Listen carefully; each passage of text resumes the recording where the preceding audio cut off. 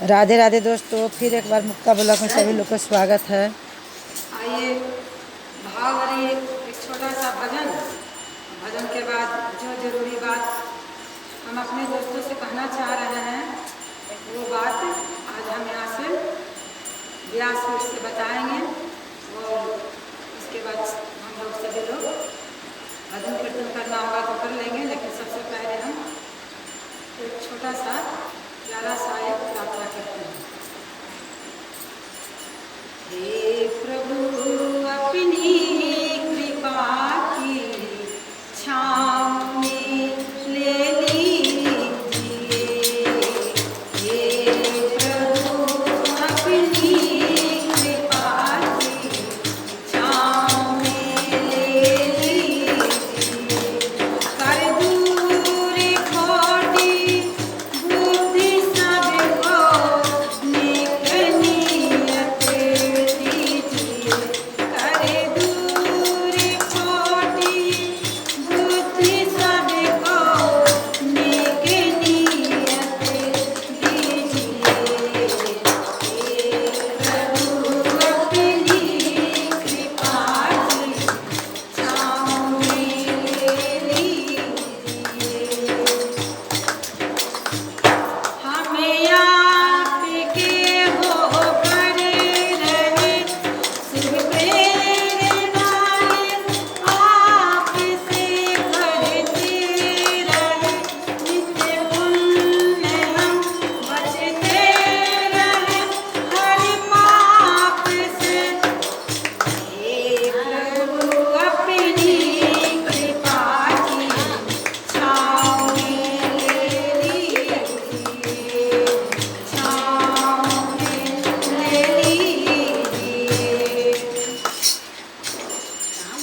अभी हम अपने परमात्मा से प्रभु से कृपा मांग रहे थे कि हे प्रभु अपनी कृपा के छाँव में ले लीजिए। तो छाँव में कैसे लेंगे? हम उनके छाँव में कैसे जाएंगे? हम तो बोल दिए, लेकिन छाँव में लिए कि ना लिए ये तो हमारे कर्मों पर निर्भर करता है। यदि हम उनके कहे अनुसार अगर हम कर्म कर रहे हैं सही में तो छाँव में तो जरूर लेंगे। अगर 9 दिन के हम लोग नवरात्र किए और यहाँ किनका पूरा हो रहा है? माता का, माँ का हो रहा है। कितना बढ़िया बात है कि माँ, जिसको कहते हैं माँ, माँ शब्द यहाँ इसे नवरात्र काल में लिया जाता है।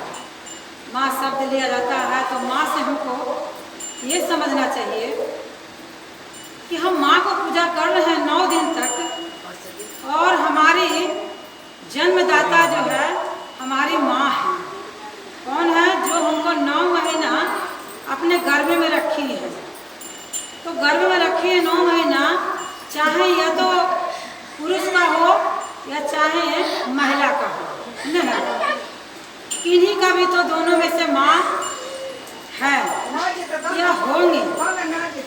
तो अगर हम महिला हैं, जीवन भर आप लोग को काम, हम लोग को काम छूटेगा नहीं। लेकिन जब तक हम समझेंगे नहीं कि इसलिए हम लोग माता रानी की पूजा करके अपने गुरु से जुड़े हैं, जो पहले जुड़ गए, जो पीछे जुड़े, गुरु का बहुत बड़ा महत्व अपना जीवन में रहा है। देखिए, गुरु का महत्व नहीं रहता तो श्री रामचंद्र सेवरी के पास जब गए थे तो गुरु का महत्व जान करके बोले कि लगता है माँ, माँ कह करके लगता है माँ कि आज आपने हमको प्रभु से मिलवा दी, आप अपने गुरु को हमको दर्शन करवा दिए। बताइए, किसी का बात बोल करके अगर हम किन्हीं व्यक्ति का बात बोलते हैं तो समझिए उनका दर्शन हो जाता है। अगर वो गुरु के बात अगर सबरी बताई तो श्री रामचंद्र के दर्शन हो गया, समझे कि नहीं? तो उसी तरह से हम लोग अगर अपने गुरु के, किन्हीं के गुरु के बारे में सुनते हैं तो समझिए दर्शन हो रहा है। तो दर्शन के बाद क्या बोले श्री रामचंद्र कि हमको 9 बात जो समझाए हैं, सब बोले कि आप हमको 9 बात जो है सो हमको बताइए। श्री रामचंद्र से बोले, सबरी बोले कि 9 बात हमको समझाइए, जीवन में हम क्या कर सकते, आप मेरे गुरु बन जाइए। बोले नहीं, भक्ति के बारे में आपसे हमको लेना है। किनसे? श्री रामचंद्र से सबरी लेना है। तो कहे श्री रामचंद्र लीजिएगा। क्या आप तो अपने खुद ज्ञानी हैं जो इतने दिन तक तपस्या किए, अपने गुरु के बात मान के एक बार आपको गुरु बोल दिए कि इसी रास्ते से श्री रामचंद्र जाएंगे, तो आप बच्चे से लेकर के आप बूढ़ी हो गई और आप इंतजार करते रही हमारा, तो आप सबसे बड़ा है। तो आप हमको गुरु के दर्शन करवाए तो हम नौवा भक्ति के बारे में कुछ बता सकते हैं। तो नौवा भक्ति के बारे में बताएं आप लोग, हम समझ ही पाएंगे कि नहीं पाएंगे नौवा भक्ति क्या होता है, इसके बारे में आपको जानकारी लेना होगा तो आप ले लीजिएगा बाद में। अभी तो हम माँ के ऊपर बोल रहे थे। माँ की हम 9 दिन पूजा करते हैं।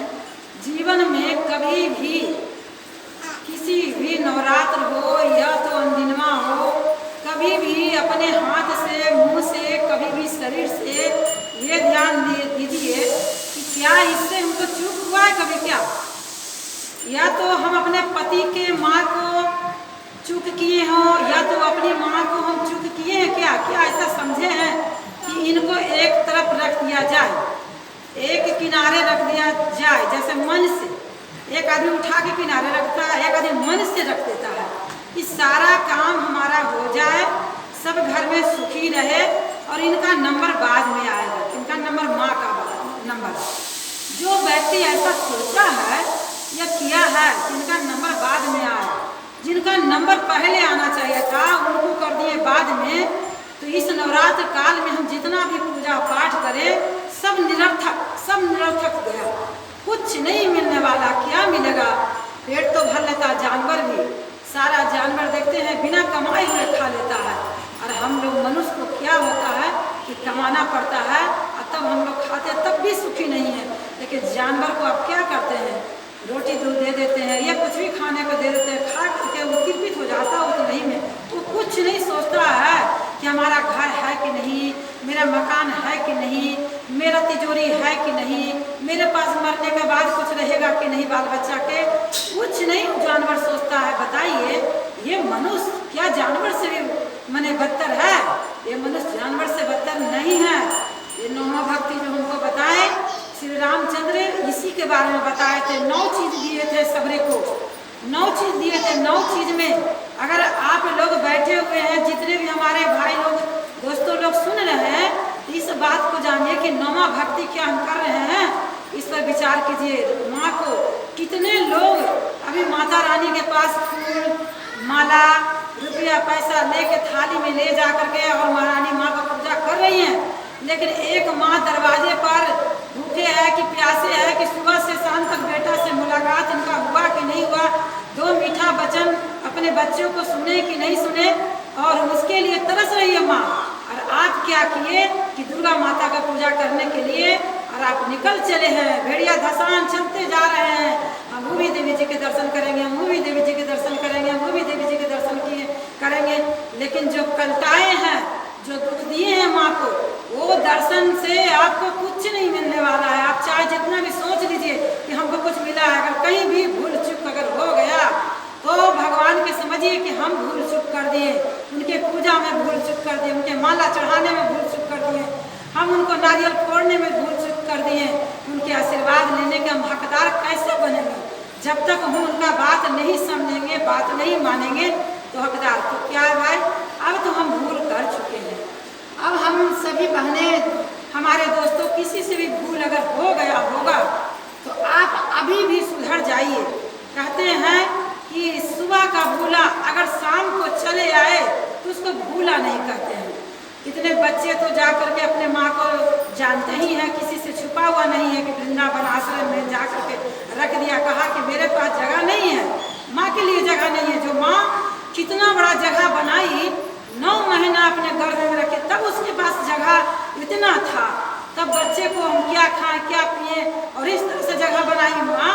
बारे माँ अगर माँ को और देवी माँ को अगर माँ को बगल में बैठा दें और उसको अगर बढ़िया से निहारे तो लगेगा देवी माँ से भी सुंदर हमारी माँ है।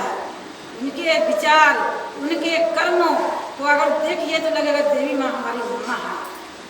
तो यही सब भूल रखे हैं। तो हम सभी से प्रार्थना है कि अपनी माँ को कम से कम समझिए, अपनी माँ को देवी दुर्गा से बढ़ के मानिए। आज का हमारा जो प्रवचन था यही था, यही सबसे बड़ा था। इसी प्रवचन के साथ हम विराम अपने वाणी को देते हैं। तो देखिए,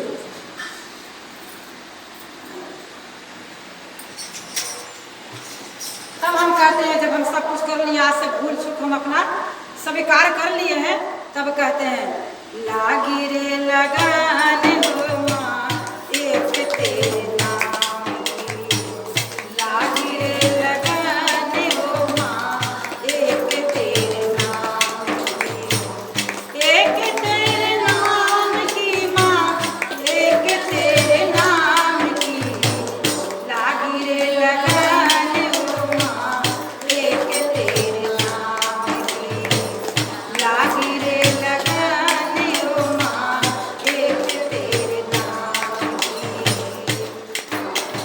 तो भजन तो हम लोग सभी लोग गाते हैं।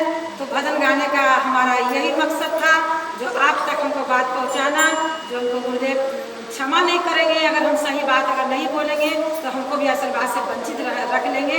इसी डर से हम प्रवचन करते हैं।